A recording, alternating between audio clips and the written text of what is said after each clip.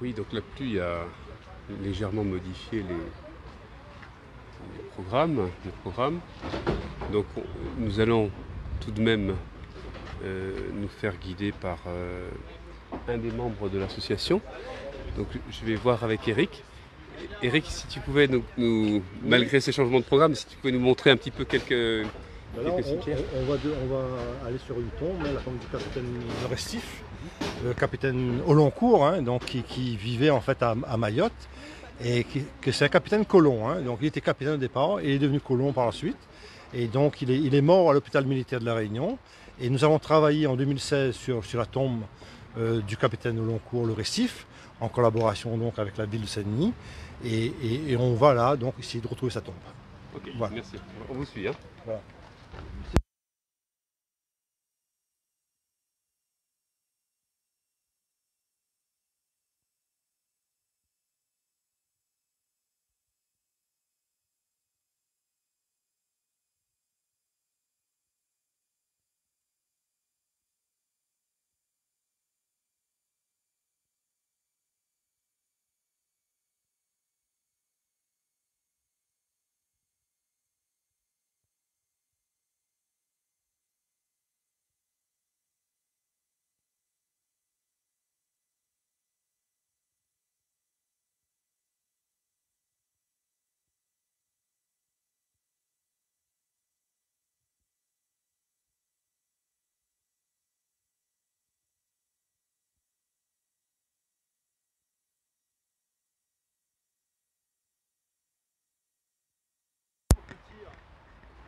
La partie de ce cimetière, hein, donc qui est plus ancienne, on a la première tombe là, hein, d'un capitaine Oloncourt, hein, donc l'abbé. Donc, donc nous, notre travail, nous, c'est de recenser un petit peu tout ça. Et là, donc le premier capitaine Oloncourt, donc dans la partie ancienne, c'est donc l'abbé. Attends, je vais essayer de retrouver le.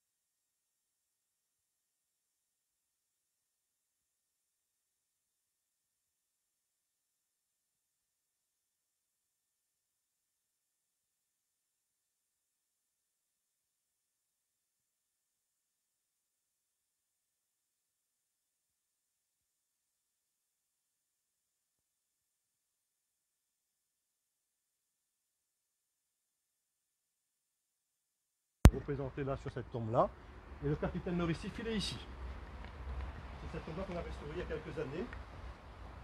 Donc, capitaine Oloncourt.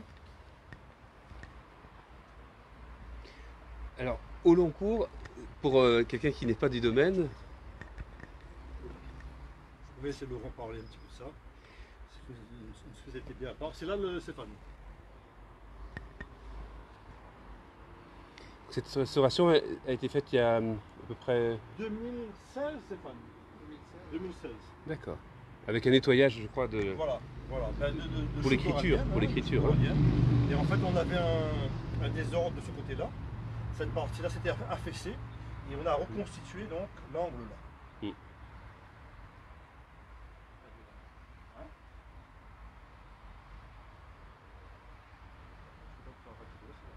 Hein? D'accord, bah écoutez, Voilà. il y a le changement. Alors, ça, c'est le bateau.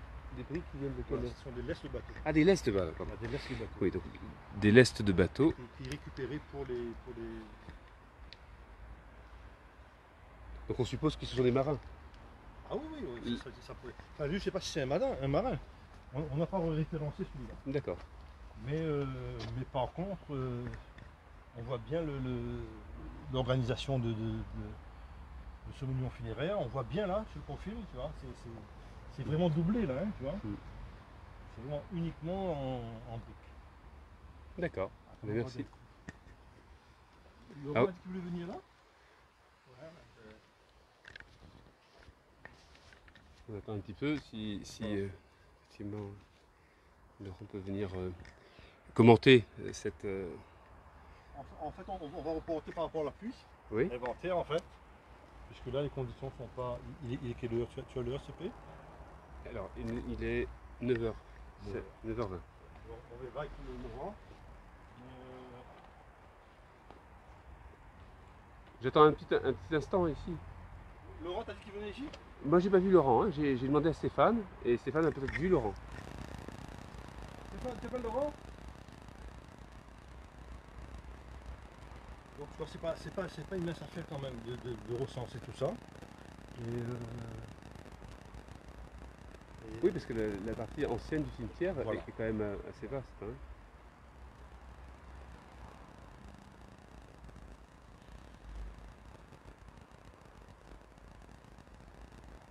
Je vais prendre l'appareil quand même. Oui. Oui, Voilà. Ah, il arrive. J'ai vu Laurent arriver. Tu peux. Je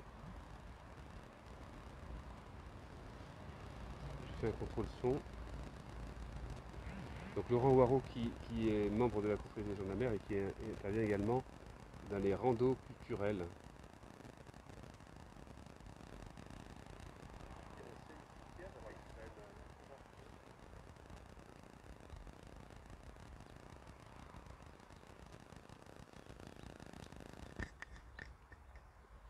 Bon, je vais peut-être aller à sa rencontre. Ah non, Laurent arrive.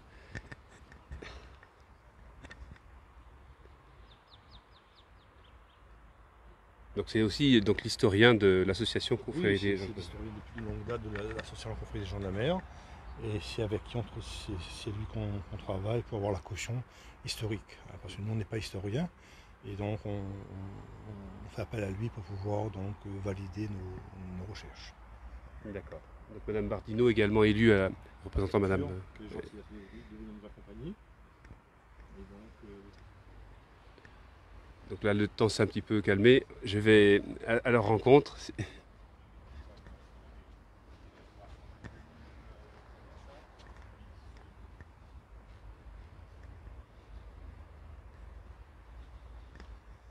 On va aller vers la tombe, parce qu'on emmène Sonia.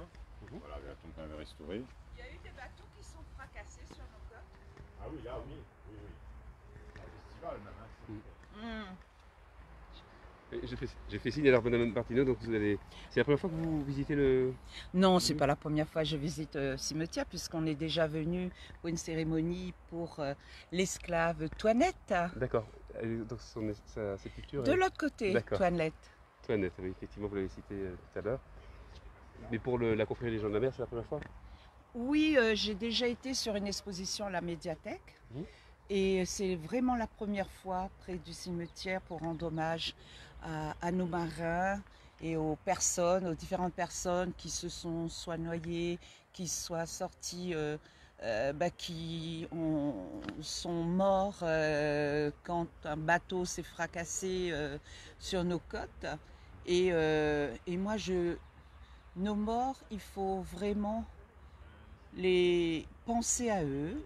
Parce que les marins, on ne pense pas souvent. C'est vrai, c'est plus tout ce qui est terrestre. Mais il y a des gens qui sont morts en mer. Et des fois, pour nous sauver aussi. Et en plus, on a une vingtaine qui ont été recensés dans ce cimetière de l'Est. Et on a plus de morts de marins qu'à Saint-Paul. D'accord. Donc là, nous allons suivre la présentation de Monsieur Laurent Waro. Oui, tout à fait. Sur une tombe qui a été restaurée par justement l'association. Il y a encore du travail parce qu'il faut qu'on découvre d'autres. Ils ont fait un excellent travail. Et là, je dis bravo à la confrérie des gens de la mer. C'est vraiment un très beau travail qu'ils ont fait.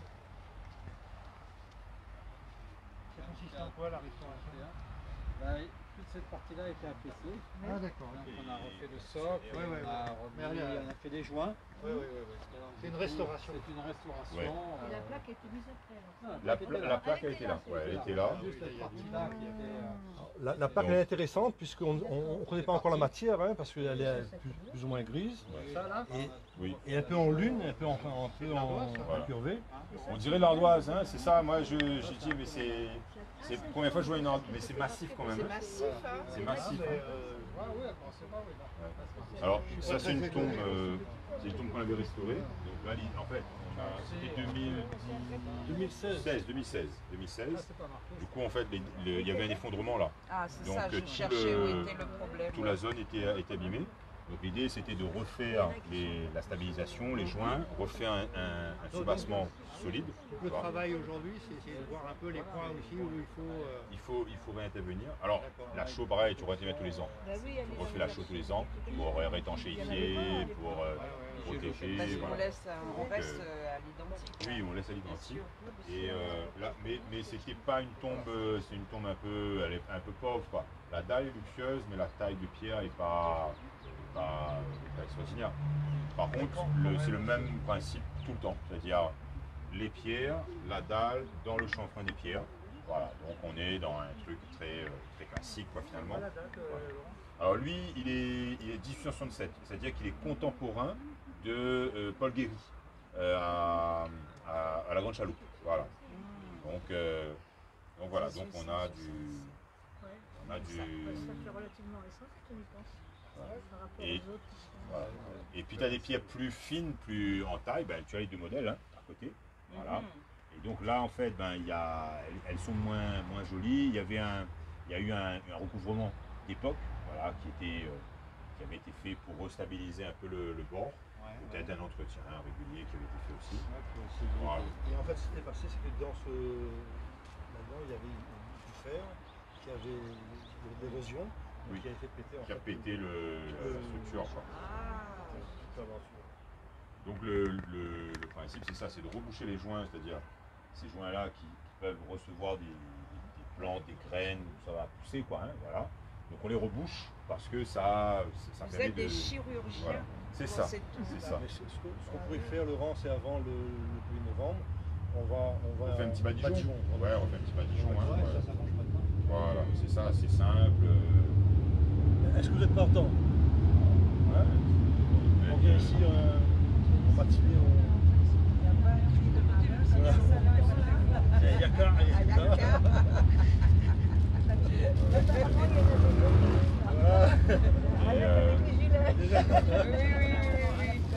Et alors après, ce que je disais là, justement, la partie néoclassique, c'est ce que tu as ici. C'est-à-dire, c'est le temple romain. Ah oui, ça, d'accord. Tu as la colonne du temple romain, avec le chapiteau, avec le pied. Donc c'est arrondi ou carré en fonction des styles. Donc là, ce qui est intéressant, c'est que là, tu as des très grandes pierres. Ça, c'est assez rare dans la taille de pierre même. Hein. Donc, voilà. Et là, pareil, l'idée de la symétrie. C'est-à-dire, l'axe est très, l'arrière est projeté sur le devant, tu peux plier en deux, tu auras la même symétrie. Et il y a un débord dessus.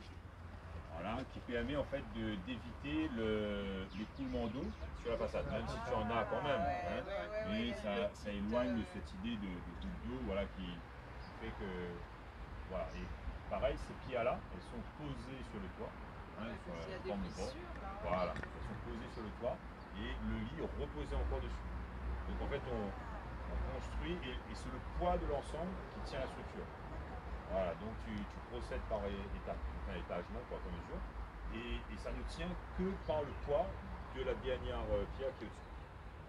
Voilà. Maintenant c'est particulier. Là on a deux corniches. Oui, il y a deux général, corniches. il y a une seule corniche. Ouais.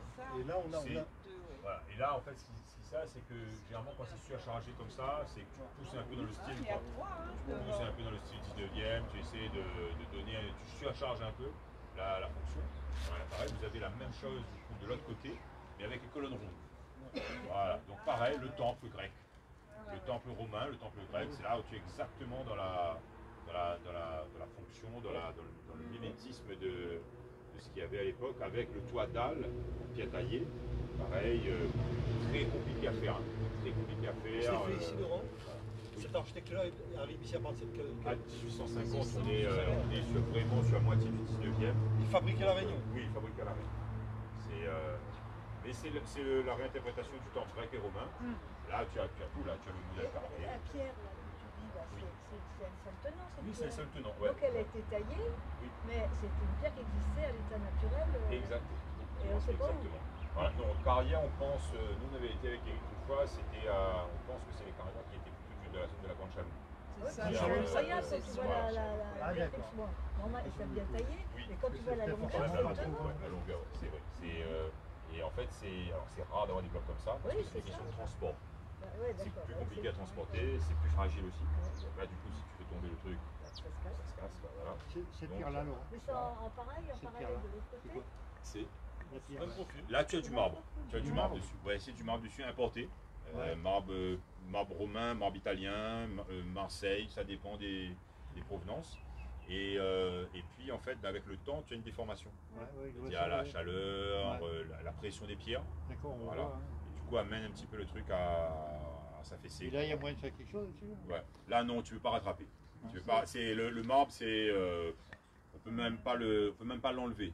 Tu vois, c'est-à-dire qu'on ne pourrait pas l'enlever sans le casser. Le C'est ça. déployer puis mettre un Les revêtement. marbres, comme ils sont de telle région, Oui. ils sont habitués à Ah, telle atmosphère, à tel exact. truc. Exactement. Comment Ouais, ils ouais, font. tout à fait. Exact. C'est ça. C'est vraiment, ouais, c'est ça, c'est climatique et donc ce truc-là fait que, voilà, c'est tout le marbre. Ouais. Alors, après on peut poncer, il y a un système où on peut poncer, ça tu peux redonner un côté miroir. Ça, voilà. Ça, tu peux faire un côté miroir, tu peux le reponcer, ça enlève un peu les éléments, mais tu le rattrapes pas. Ouais, mais Il y a la est-ce qu'il y a fissure. pas moyen, il y a pas un... Faut pas refaire, faire une... Non. Il n'existe pas à l'heure actuelle avec les méthodes modernes une sorte de résine transparente. Oui, tu pourrais aussi faire la résine. Et ça se Oui, voit voilà. vernis, Ça se voit pas. et ça reste, Voilà. et ça Alors, protège. le problème c'est que elle exactement c'est ce qu'on disait là, c'est qu'elle peut le problème c'est qu'elle absorbe un peu l'humidité, c'est-à-dire que là, il y a eu quand même une capillarité qui s'est placée dessus. C'est ça qui est compliqué. Mais ça, on pourrait résiner, on pourrait vernir. Voilà, c'est ça. Si tu as des volontaires, c'est pas qu'elle est par ici avant. Juste là-bas, juste Et, là-bas. et Non, du mais coup, il est ici, Ah oui, tout à fait. toi en tant que marin, qu'est-ce qu'on appelle Alors, ça, au long cours? je pourrais pas dire, je pense Ça veut dire que quoi, c'est dans la au zone long de cours? devant du Au long cours, cimetière, et bah, ensuite, ceux il qui passe à vont loin. l'extérieur. D'accord, tout simplement. Ceux qui vont loin, donc au-delà de la mer Méditerranée. Bah, marin long cours, c'est celui qui va au large, quoi. Faire, était ici avant. Voilà. Sur une autre Corps avec, une autre, Ouais, tu déplaces les corps avec. Mais je sais plus où il était ici. mais ça s'appliquait à la marine marchande. C'est bébé quand D'accord. on emmené, je m'en souviens. Ouais. À l'époque, il y avait quand même. C'était des volontaires. Ils étaient déplacés. Non, pas de crémation, il n'y a pas de crémation. C'est les Indiens qui avaient. Les Indiens en Inde. Mais ici, Il y a plus tard, parce qu'il a enterré dans le. réfléchi à la Oui, des gens de résine, des trucs comme ça. Donc voilà, donc après tu as aussi alors, des petites évolutions qui sont pas mal. C'est le gars est parti sur sa structure en pierre au départ et il l'a recouvert de granit. Ah ouais. Voilà, donc il recouvre de granit la structure qui était ancienne, donc c'est une rénovation récente, hein, mais ça redonne une espèce d'esthétique, voilà, la différence entre le Non, toit. le granit, c'est Voilà. super pour ça. Bah c'est là il n'y a pas d'usure, Bah c'est non, éternel. la c'est la C'est roche. éternel, c'est éternel. Le granit en Bretagne, on regarde. C'est éternel, c'est éternel. Non, Voilà. c'est ça qui est bien. Voilà. Par tous les temps, on Ah oui. faisait ça. Voilà, et ça effectivement, voilà, tu as du lest de bateau qui arrive ici. C'est quoi, ça Alors les tuiles que tu as, les briques que tu as là, Là c'est des Du lestes lest de bateau. Voilà. Et Venez voir le profil là, c'est très intéressant parce qu'il y a plusieurs couches en fait couche de briques. construction, voilà. Donc il n'y a pas une seule. On avait le laisse pour charger. Voilà, exactement. Donc il décharge de l'est et puis ça te permet de, voilà, alors pour les portails, les barreaux, les tombes, des fois même quand tu fais un mur, tu as besoin que ce soit un peu plus droit. Donc tu remets des briques dedans pour avoir un alignement. Déjà là, tout Voilà. est récupérable. Oui, C'est réemploi. agréable, hein, Tu es dans le réemploi, réemploi. ouais. Voilà. Alors ça se vend, hein, du coup ils achètent des briques aux marines à Saint-Denis. Et puis bon voilà. Alors le problème qu'on a, c'est que ben, la brique et la chaux.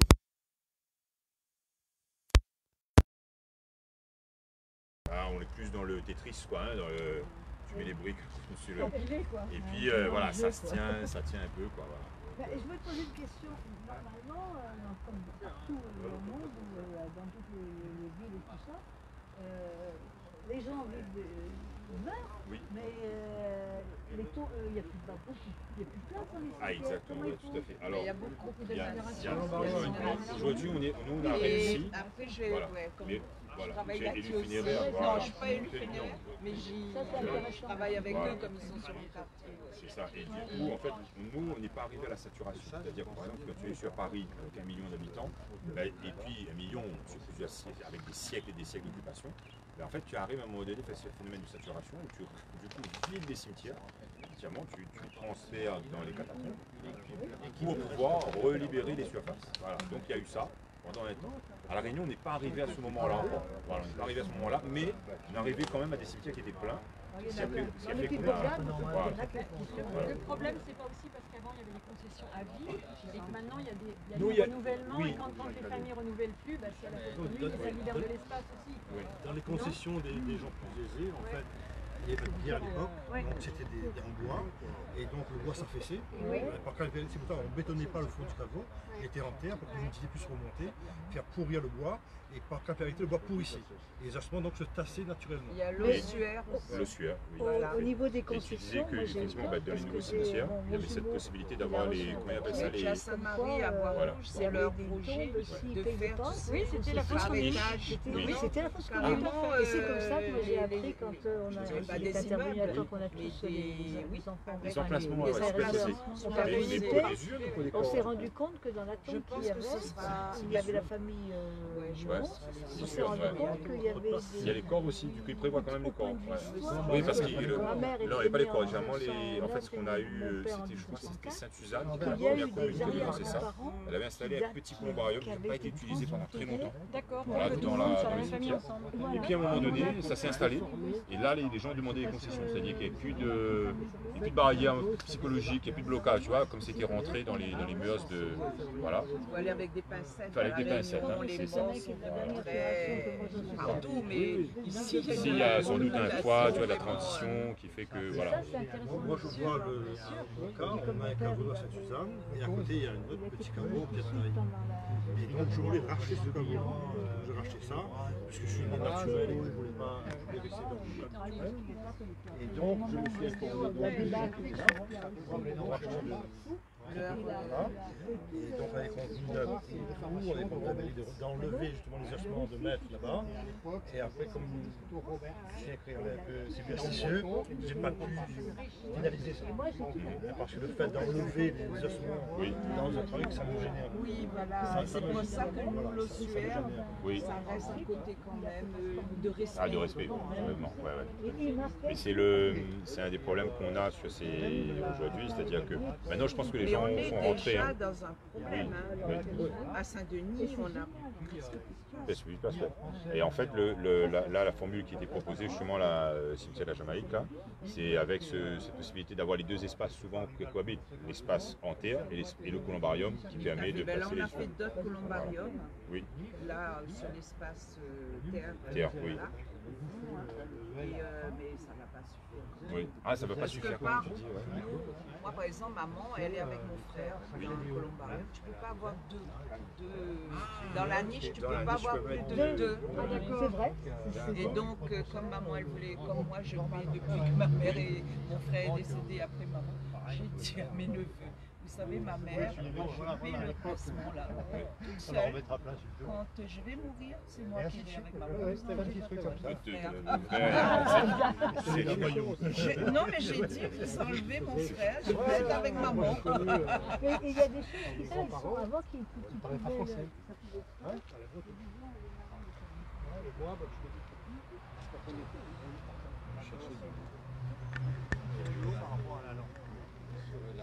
Lui en mer, ni en rivière, c'est interdit.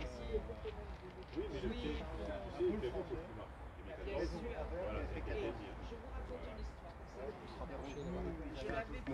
En fait, j'évite le soleil parce que sinon la tablette passe en surchauffe. Ah d'accord. Mais si tu as des choses à présenter, je te suis. Non, il y a c'est ça. C'est le D'accord. temps de restaurer du. Par l'association, et c'est la première première Avec série. une ambition de Après, on a restauré d'autres sur l'île. Hein. d'autres villes. Oui. Il y en a une à la Grande Chaloupe, D'accord. Paul Guéry, qu'on a refait entièrement. C'était une tombe qui avait été explosée par les travaux de la route du littoral.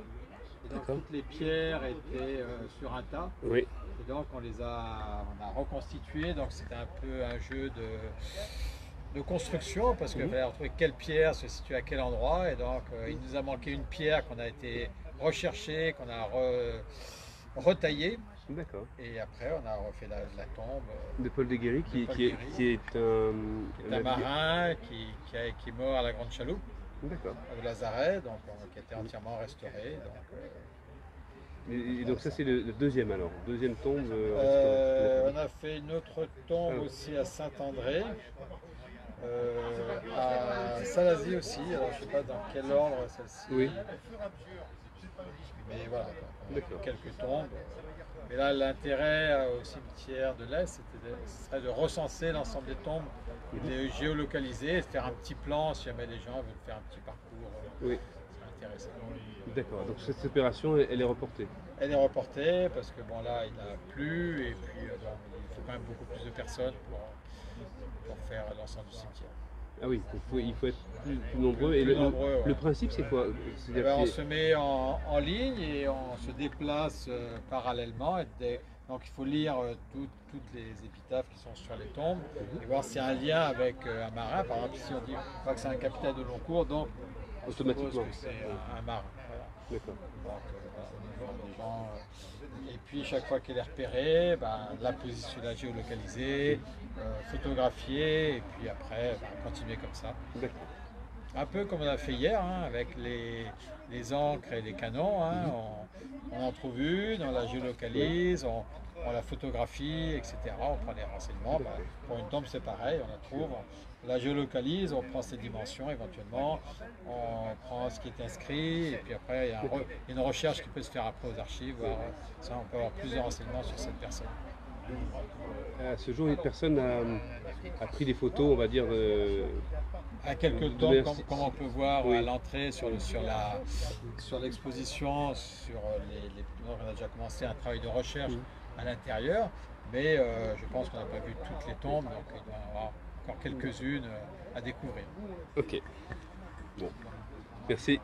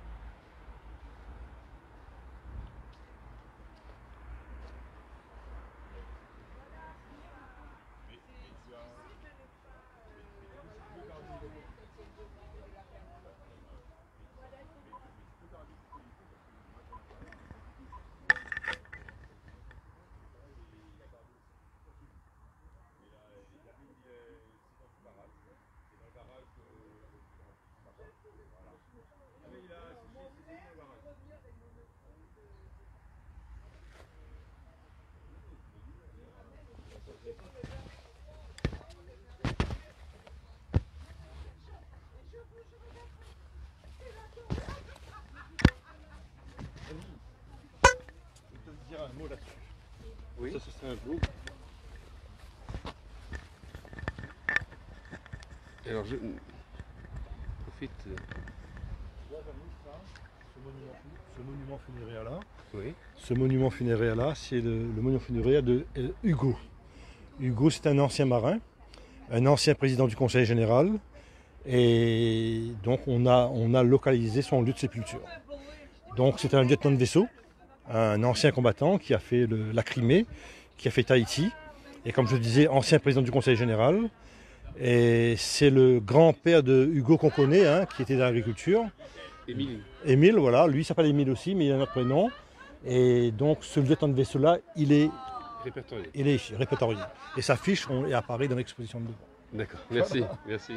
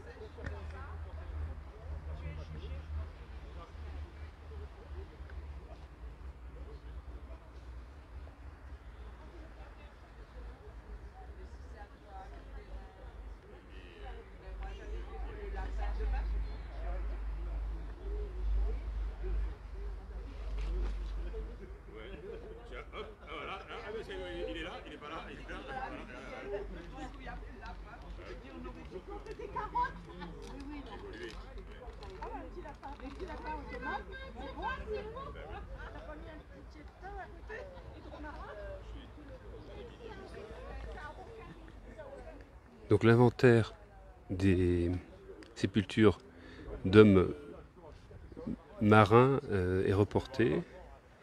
Donc vous avez entendu le vice-président Stéphane, hein, qu'il y aura, une méthode avec un groupe de personnes à mettre en place. Donc pour l'inventaire, est-ce qu'on a une idée de la prochaine étape La prochaine étape, en fait, c'est qu'on a déjà fait des vues drone du cimetière. Et l'idée, en fait, c'est de pouvoir localiser les tombes sur la vue drone en HD pour que on ait un plan de répartition aussi. Et en fait, cette couche-là va nous permettre aussi de dire un peu, si tu veux, la chronologie du cimetière.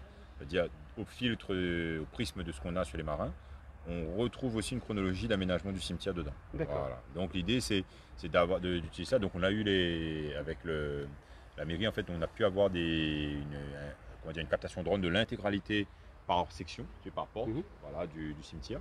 Donc à chaque fois, tu vois, on a des portes voilà, qui sont installées. Et en fait, ça nous permet de repositionner un peu les tombes, voilà, avec des zones plus ou moins denses, hein, voilà, et donc de visibilité. Mais globalement, la vue HD, elle permet vraiment d'avoir quelque chose d'assez fin là-dessus. Et en termes de réglementation, donc la prise de photos, par exemple, systématique, dans une phase d'inventaire, elle se fait donc, elle peut se faire naturellement. Elle peut se faire naturellement, ouais, tout à fait. C'est-à-dire qu'en fait, on n'a pas d'usage commercial, on n'a pas d'usage, c'est une démarche scientifique et qui nous permet après aussi de valoriser la mémoire des individus, sachant qu'on travaille aussi sur des tombes souvent où il y a peu de descendance encore vivante. On est sur des capitaines qui ont servi à un moment donné ici, où il n'y a pas de descendance, donc on n'est pas en contradiction avec le droit classique. Souvent, après, par contre, quand on a des tombes avec des descendants à La Réunion qui sont encore vivants, très généralement, et même un peu systématiquement, on fait la démarche de contacter les familles, ce qui nous permet d'avoir aussi des informations procéder à un échange d'informations. On vous donne des informations sur la famille, on vous ramène des éléments et on échange un peu, peut-être des images, des photos, etc. Donc ça permet aussi d'améliorer la connaissance de l'ensemble. Bon, en tout cas, merci. Je te raccompagne, on va dire. On va sortir des... Allons. Donc ça va être la clôture de ce live également, puisque le programme a été modifié. Et donc je pense que la clôture de l'opération, en tout cas pour ce dimanche, n'a pas tardé à être prononcée, peut-être vers 10h. Donc ne venez plus après. Ce sera... il n'y a plus personne. Voilà. Alors tu vois, regarde ici. Tu as par exemple des exemples voilà, donc à la mémoire de Esnol, lieutenant de la Légion d'honneur, commandant du champ d'Anagor. Il fut enlevé à ses amis en janvier 1852. Voilà, donc on a un exemple en fait d'une tombe avec carrément avec une encaja dessus. Hein, voilà, et puis il y a une belle plaque gravée quoi, hein, qui permet d'avoir quelque chose de concret quoi, un peu en termes de traces. Quoi. Et qui est bien conservé. Très très bien conservé. Très, très bien conservé. Merci.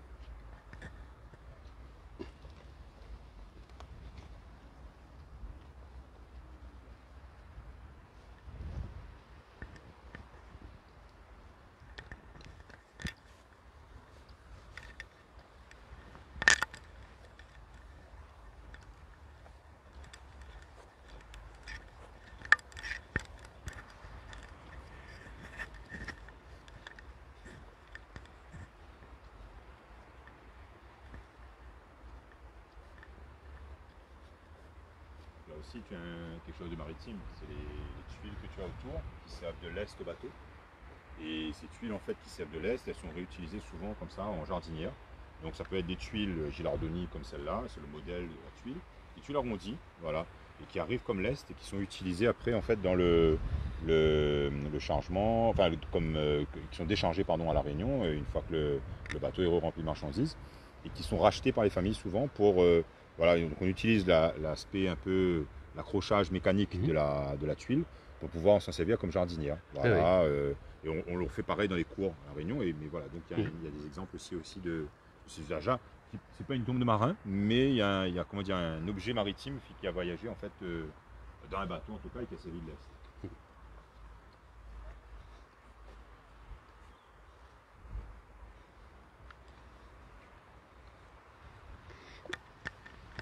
par rapport aux ingénieurs maritimes, tu les as évoqués tout à l'heure, il y a une tombe de...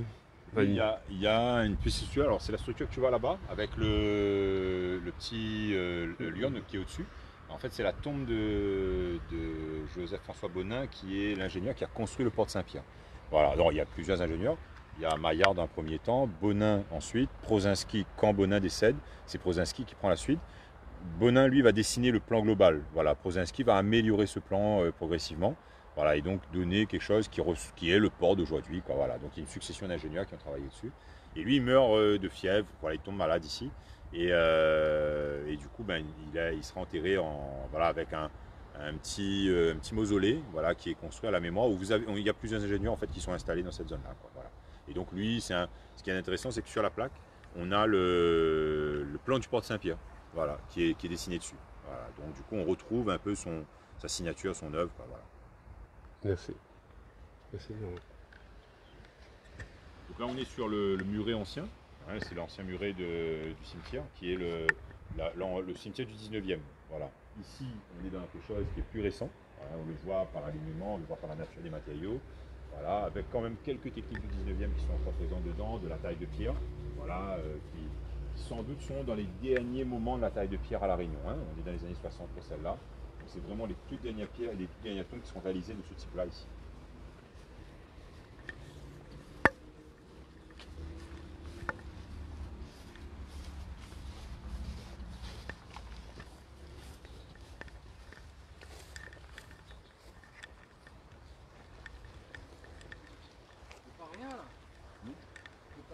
Là, Eric me dit il a peur pour le temps, on va voir si... On va revenir plus tard. Voilà, ouais, je pense, hein, ça va être plus facile, on attend qu'il revienne pour voir.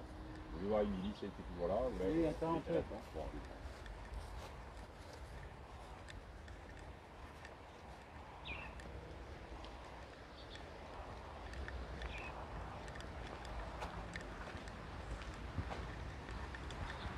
Voilà, merci pour ce suivi de live. C'est terminé pour aujourd'hui.